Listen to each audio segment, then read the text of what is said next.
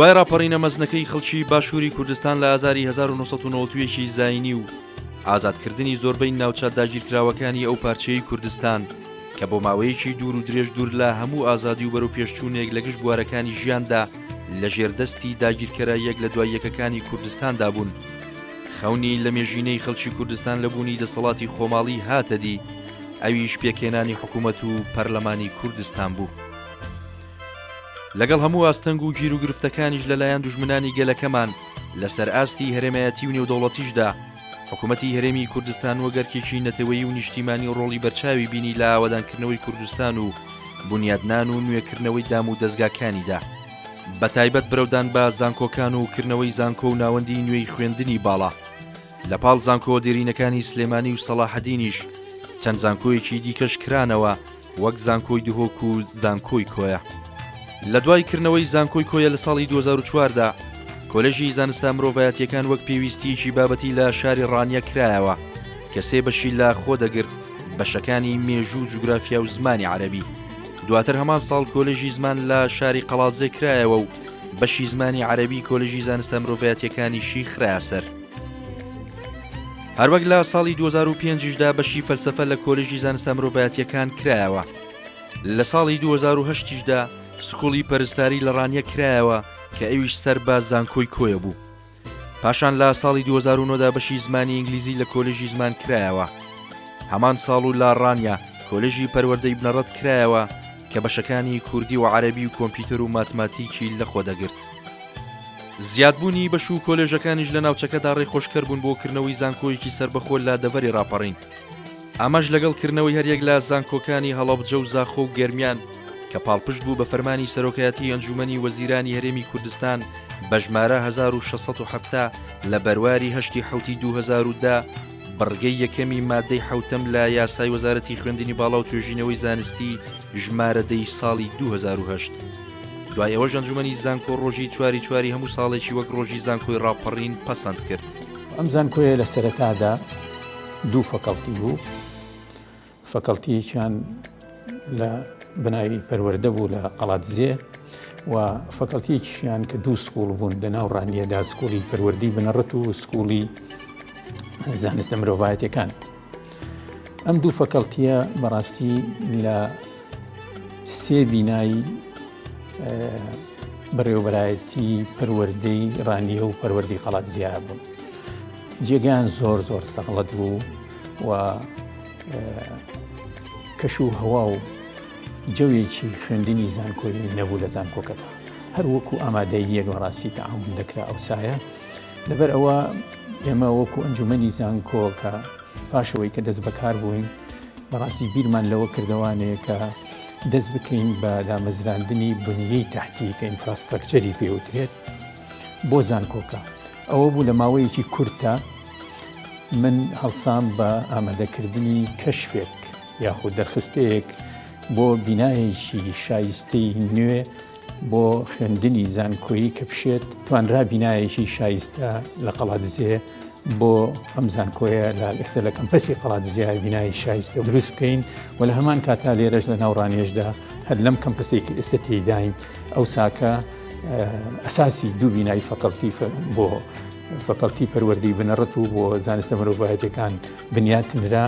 کردنەوەی زانکۆی ڕاپەڕین لە ناوچەکەدا بە هەوڵ و کۆششی دڵسۆزان و زانستخوازان لە ئەنجومەنی وەزیران و وەزارەتی خوێندنی باڵا و توێژینەوەی زانستی لە کابینەی شەشەمی حکوومەتی هەرێم و بە هاوکاری زۆری زانکۆی کۆیە بوو. ئامانج لەکردنەوەی ئەم زانکۆیە بەرزکردنەوەی ئاستی زانستە لە بوارە جیاجیاکاندا وەک پێویستیەکی هەنووکەی بۆ دەڤەرەکە و بەرزکردنەوەی ئاستی ڕۆشنبیری و پێگەیاندنی کادری ئەکادمی و ئامادەکردنیان بۆ بازاڕی کار.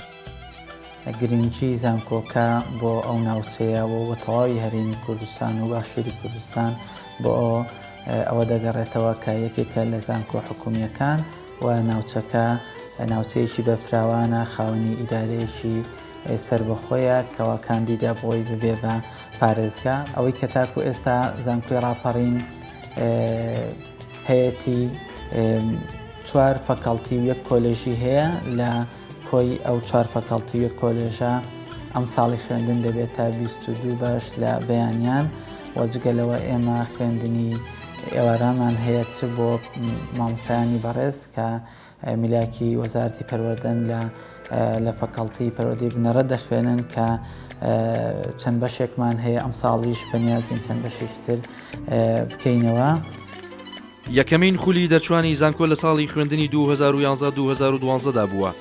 تا ئێستا 5 خولی دەرچوونی هەبووە و لە ساڵی خوێندنی 2015 بۆ 2016دا خولی پێنجەمی دەرچوان بەڕێوە چووە. لەم خولانەی دەرچوونیشدا لە زانکۆی ڕاپەڕین سەدان خوێندکار لە پسپۆڕێت جیاوازەکاندا بڕوانامەی بەکارۆلۆسیان بەدەستێناوە. خۆشحاڵی ئێستا زانکۆمان گەشەیەکی زۆر گەورەی بەخۆیەوە بینیوە، هەم لە ڕووی هەم بە ئاراستەی ستونی هەم بە ئاراستەی ئاسۆیی ژمارەی بەشەکانمان ئێستا لە 20 بەشی زانستی زیاترمان هەیە. بە هەمان شێوە کواڵیتی خوێندن دەتوانین بڵین ساڵ بە ساڵ بەرەو پێش دەڕوە. ستافی ئەکادیمیمان بە خۆشحاڵی و ستافێکی ئەکتیڤ و چالاکە زیاتر لە چەندین مامۆستای پسپۆر لە بوارە جیاوازەکاندا وانە دەڵێنەوە کە ڕۆڵیان هەبووە لە بەرەو پێشبردننی ئاستی ئەکادیمی زانکۆمان دوو کەمپەسی هەیە، لە کەمپەسێک لە ڕانیە کە کەمپەسی سەرشەوە کەمپەسێک لە قەڵاتزەکە خزمەتگوزارەکانیان پێشکەش بە فێرخوازان دەکەن. جگەل لە ڕاپەڕاندنی ئەرکی کارژێڕی و سەرپەرشتیکردنی خوێندنی بەرایی بەکارلۆس و خوێندنی باڵام ماستەر و دکتۆرا و سازکردنی کۆنفرانسی زانستی نێودەوڵەتی و ناوخۆیی و سیمینار و کۆڕ و وەرکشۆپ و فیستیڤاڵی زانستی لە پسپۆرە جیاوازەکاندا ڕێکخستووە. زانکۆی ڕاپەڕین لە ئێستادا لە دوو کەمپەس پێک دێت لە هەریەک لە شارەکانی ڕانیە و قەڵاتزێ. کەمپەسی سەرەکی زانکۆکە دەکەوێتە شاری ڕانیە و لەم کۆلێژ و بەشانە پێک دێت. کۆلێژی زانستە مرۆڤایەتیەکان کە لەم بەشانە پێکاتووە، خوێندنی بەیانیان، بەشی یاسا، بەشی فەلسەفە، بەشی مێژوو، بەشی جوگرافیا، خوێندنی ئێواران، بەشی یاسا، بەشی کارژێڕی کار، بەشی مێژوو، بەشی جوگرافیا.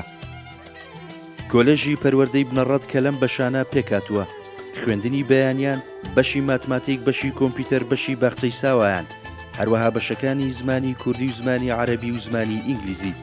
خوێندنی ئێوارانیش کە لەم بەشانە پێکاتووە، بەشی ماتماتیک، بەشی زانستی گشتی، بەشی کۆمەڵایەتی، هەروەها بەشەکانی زمانی کوردی و زمانی عەرەبی و زمانی ئینگلیزی.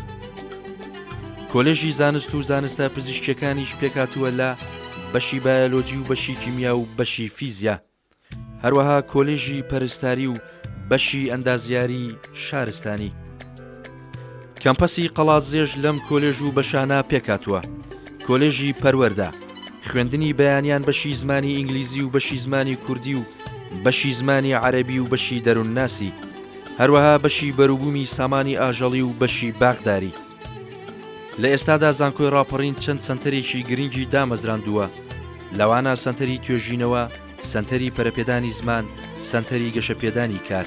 هەوڵێکی زۆرماندا بۆەوەی زانکۆی ڕاپەڕین هەم لە ڕووی ئەکادمی و زانستی و هەم وەکو بخینە پایەکی وە لە بارەی ڕێنکینگەوە کە نەماو زانکۆیەکانی تر پێگە و پایەی خۆی دیار بێ.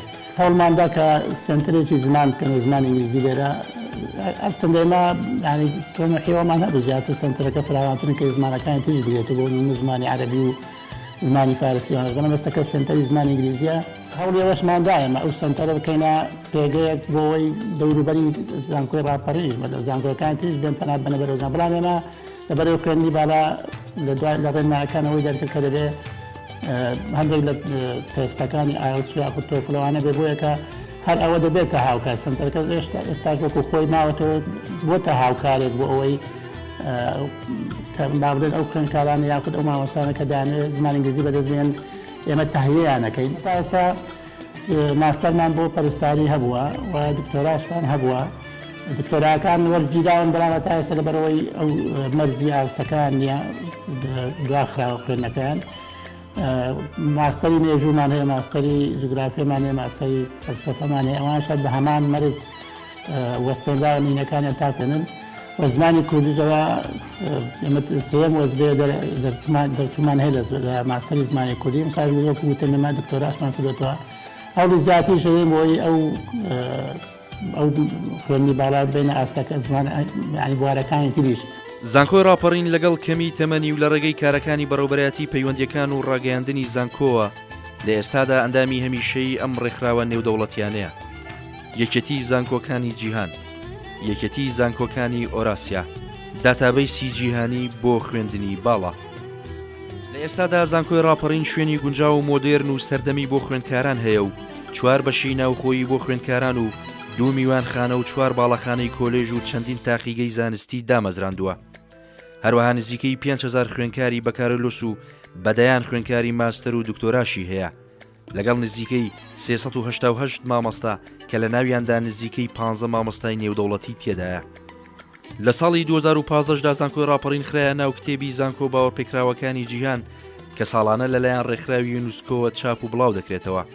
هاوکات ئێستا زانکۆی ڕاپەڕین لەگەڵ چەندین زانکۆی ناوخۆیی و هەرێمی و جیهانیدا دەستە خوشکە و پەیوەندی زانستی هەیە.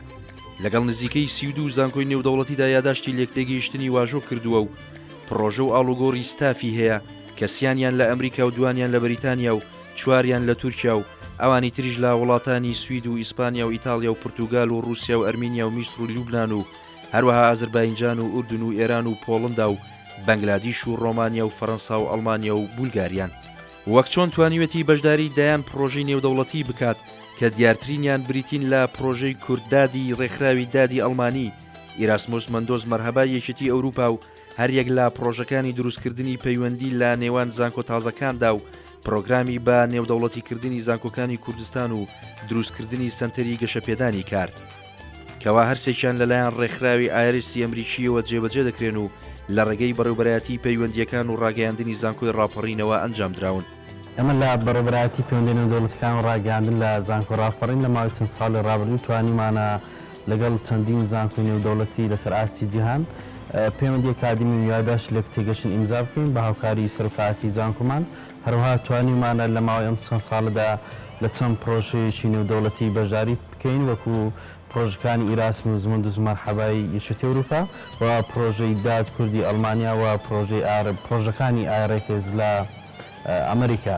هەروە لە ماوەی چەند ساڵەدا توانیمانە زانکۆمان بکەین بە ئەندامی چەند ڕێکخراوی نێودەوڵەتی لەوانە ڕێکخراوی یەکێتی زانکۆکانی جیهان هەروە ڕێکخراوی یەکێتی زانکۆکانی ئەوراسیا و جگە لەوە زانکۆمان کراوەتە ناو پۆرتاڵی خوێندنی باڵای نێودەوڵەتی یونسکۆ بۆ خوێندنی باڵا. هەروە زانکۆمان کراوەتە ناو پۆرتاڵی یونسکۆ بۆ خوێندنی باڵا کە پۆرتاڵێکی بەناوبانگی جیهانە. جگە لەوەش ئێمە لە ساڵ 2015ەوە زانکۆ ڕاپەڕیمان خستۆتە ناو کتێبی زانکۆ باوەڕپێکراوەکانی جیهان کە لەلایەن یونسکۆوە چاپ و بڵاو دەکرێتەوە ساڵانە. و جگە لەوەش ئێمە وێبسایتێکمان هەیە لە بەڕێوەبەرایەتیەکەمانەوە کە بەناوی وێبسایتی زانکۆ ڕاپەڕینەوە. ئەم وێبسایتە ڕانکێکی ئازبەرسی هەیە لە ئاسی هەرێمی کوردستان لە ساڵان ڕابردوو ڕانکی پلە 2 هەبوو و لە ئێستاژدا ڕانکی پلە 5 لەسەر ئاستی زانکۆکان لە هەرێمی کوردستان.